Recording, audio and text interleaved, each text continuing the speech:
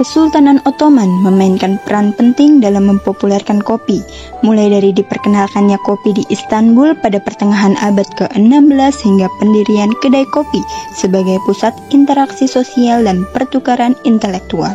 Saat ini banyak sumber yang menyebutkan bahwa kopi yang sudah menjadi kebutuhan menyenangkan dalam kehidupan kita sehari-hari dan namanya dipadukan dengan kata Turki di banyak negara, berasal dari India, merupakan jenis pohon yang tingginya mencapai 6-8 meter atau 19-26 kaki dan menghasilkan buah berupa biji.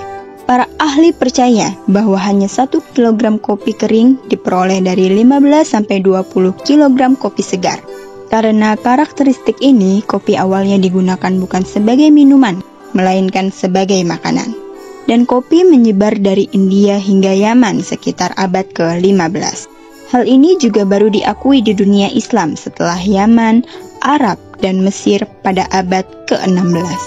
Sejalan dengan hal tersebut, ada pepatah dalam bahasa Turki yang berbunyi, kopi berasal dari Yaman. Dengan demikian, masyarakat Turki baru mengenal kopi pada pertengahan abad ke-16. Misalnya, pengelana epik Ottoman Evliya Çelebi menyebutkan dalam travelogue-nya tentang kehadiran 300 depot kopi dan sekitar 500 pengrajin kedai kopi di Istanbul saat itu. Lalu, kenapa dari Yaman? Awalnya dibudidayakan di Yaman dan digunakan di wilayah tersebut dalam jangka waktu yang lama. Kopi kemudian digunakan secara luas di seluruh jazirah Arab yang mengarah pada pembukaan kedai kopi pertama di Mekah pada tahun 1511. Daily Sabah melansir karena meminum beralkohol dilarang dalam Islam. Penyebaran kopi, minuman panas dan harum di negara-negara muslim menjadi lebih mudah. Dibukanya kedai kopi pertama di samping masjid yang sering dikunjungi jamaah masjid, seringkali menjadikan kedai kopi tersebut sebagai tempat berkumpulnya para penganut tarekat sufi yang sama. Selain itu, aspek nikmat dari kopi tidak dapat diabaikan, karena kopi memfasilitasi interaksi yang menyenangkan di antara orang-orang, sehingga mengarah pada saling pengertian dan keakraban. Di sisi lain, penyebaran kopi di wilayah Ottoman juga berlangsung cepat, namun terkadang menimbulkan permasalahan. Melalui lembaga Gubernur Jenderal Habis, Özdemir Pasha, pengenalan ini menimbulkan kehebohan di ibu kota Ottoman, dan kedai kopi pertama dibuka pada tahun 1554.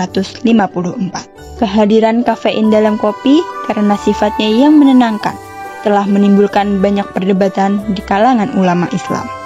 Dengan tersebarnya kopi di wilayah Ottoman, khususnya di Istanbul, dan dibukanya kedai kopi di setiap lingkungan Istanbul pada masa pemerintahan Sultan Sulaiman Agung, Mufti Agung saat itu, Ebu Suud Effendi, mengeluarkan fatwa yang berbunyi, ini adalah minuman orang-orang sesat yang tidak mengenal perintah Allah.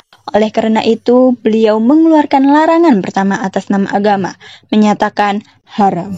Sejak itu, dengan rasa yang begitu nikmat, kopi dikonsumsi secara sembunyi-sembunyi. Semakin banyak juga kedai kopi yang buka di seluruh Anatolia.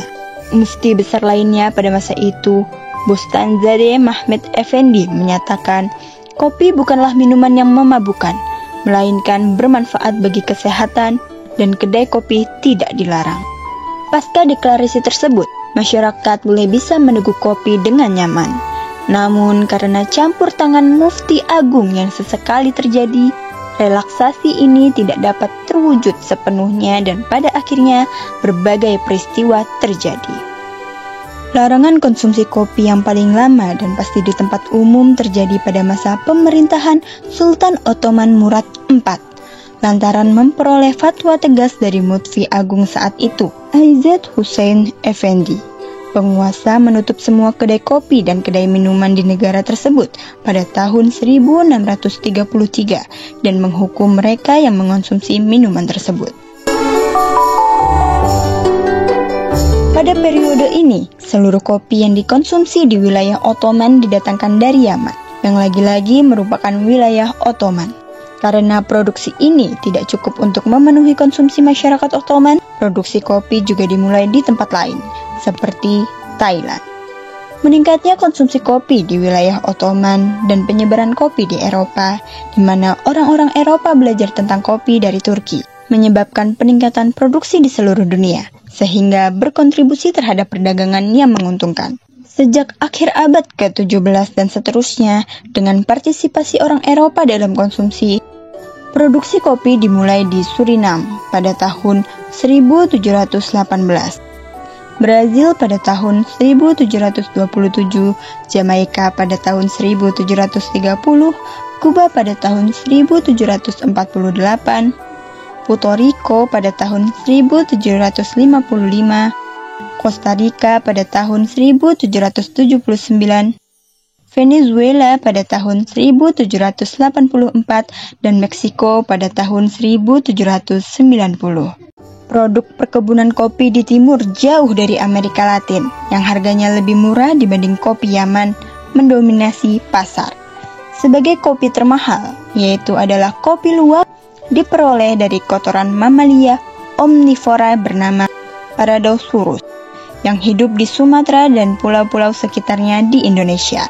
Biji kopi mengalami fermentasi dengan enzim di perut hewan dan dikeluarkan utuh melalui kotoran hewan.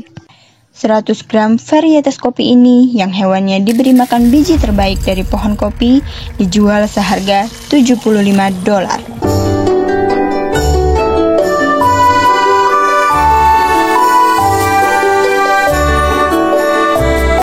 Selanjutnya, mulai tahun 1615, dengan masuknya kopi yang dibawa oleh para pedagang Venesia, dunia Kristen memberlakukan larangan agama seperti halnya Ottoman. Kopi dianggap sebagai minuman setan, dan Vatikan terkadang melakukan intervensi untuk mencegah konsumsinya. Hanya saja, Paus Clemens VIII dan kemudian Paus Vincentius III menentang pembatasan kopi dan mengizinkan umat Kristiani untuk meminumnya. Awalnya kopi diselundupkan ke Eropa melalui Italia pada abad ke-17 oleh pedagang Venesia dan didistribusikan dari sana. Namun orang-orang Eropa mulai mengenal kopi terutama setelah pengepungan kedua Wina. Orang Eropa tidak cepat beradaptasi dengan kopi. Pertama, dokter melarang konsumsinya karena dianggap mengandung zat berbahaya. Para pemimpin agama dan gereja pun menyetujui pandangan tersebut. Dalam majalah Hurriyat Tarikh, edisi 1 Desember 2004, penulis Zeynep Dramali menggambarkan pemanfaatan penuh kopi oleh tentara Ottoman setelah kekalahan pengepungan kedua Wina sebagai berikut. Kolczycki, Polandia, yang menggembara sebagai seorang mata-mata di kamp Turki, menyebarkan berbagai rumor dan menjalin kontak dengan pasukan Kristen di luar Wina, menerima sekarung kopi sebagai hadiah atas jasanya.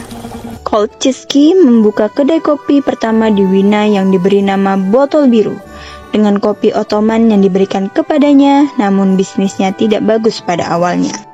Masyarakat Wina tidak menyukai rasa kopi karena rasanya pahit dan warnanya tidak menarik. Kolczycki membuat orang Austria menyukai minuman baru ini dengan menggunakan gula dan menyajikan dengan croissant. Setelah kematiannya, patung dirinya didirikan dengan mengenakan pakaian Turki.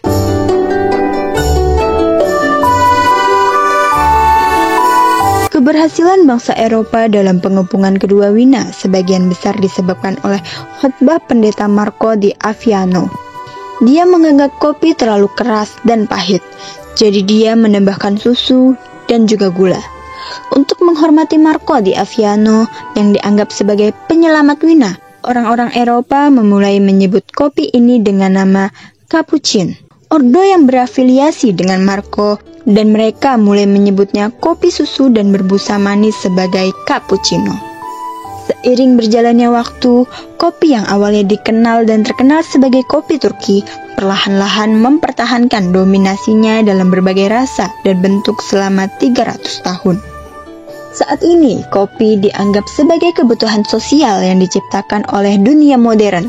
Mempunyai tempat yang dominan, di antara penjual kopi terpenting adalah pembuatan kopi Austria Julius Mann, yang menyajikan kopi kepada 3.000 orang setiap hari di 30.000 perusahaan di 70 negara dan ratusan kota.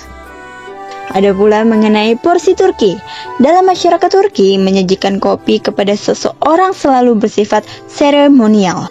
Dalam budaya rumah dan kopi Ottoman kuno, pemanggangan kopi atau sangrai tunggal atau ganda dan pembuatan bir memegang tempat yang penting. Untuk dikonsumsi oleh penggila, kopi diseduh dengan api kecil selama 10 hingga 15 menit. Belakangan, minuman manis mulai disajikan sebelum atau sesudah kopi kental, dan praktik ini masih lazim hingga saat ini. Selain kopi, minuman manis, hidangan Turki, dan suguhan istimewa juga tetap disajikan. Di beberapa daerah, aroma kopi diperkaya dengan penambahan cengkeh, amber, dan melati. Khususnya di masyarakat Turki, ketika meminang seorang gadis, sudah menjadi tradisi bagi gadis rumah untuk menyiapkan dan menyajikan kopi untuk para tamu.